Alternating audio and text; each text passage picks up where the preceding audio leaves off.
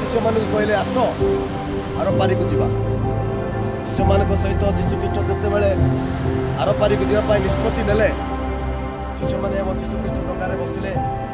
Bible ଲେଖା ହେଇଛି mark ଲିଖିତ ସମାଚାର 4 ଅଧ୍ୟାୟ ତାର 35 ପଦରେ ଯଦି ଆମେ ତଳକୁ ପାଠ କରିବା, ଯୀଶୁଖ୍ରୀଷ୍ଟ ନୌକାର ପଛ ମୁଣ୍ଡରେ ସେ ମୁଦ୍ରାରେ ଶୋଇପଡ଼ିଥିଲେ।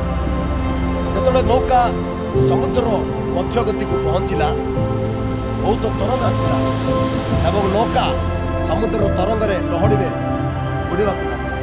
ସେହି ସମୟରେ ଶିଷ୍ୟମାନେ ଯୀଶୁଖ୍ରୀଷ୍ଟଙ୍କୁ ଉଠାଇ କହିଲେ, ହେ ଗୁରୁ, ଆପଣ କ'ଣ ଚିନ୍ତା ନାହିଁ, ଆମେ ଏଠି ମରିଯାଉଛୁ। ଯୀଶୁଖ୍ରୀଷ୍ଟ ସମୁଦ୍ରକୁ ଧମକ ଦେଲେ ଏବଂ ପବନକୁ ଦୂର ହେବା ପାଇଁ କହିଲେ। କ୍ଷଣ ପବନ ଏବଂ ସମୁଦ୍ର ତରଙ୍ଗ। ମୁଁ କହିବାର ଅର୍ଥ, ଆମମାନଙ୍କର ଆତ୍ମିକ ଜୀବନରେ ମଧ୍ୟ ଆମେ ଯୀଶୁଖ୍ରୀଷ୍ଟଙ୍କ ସହିତ ଆମେ ଯାତ୍ରା କରୁଛୁ।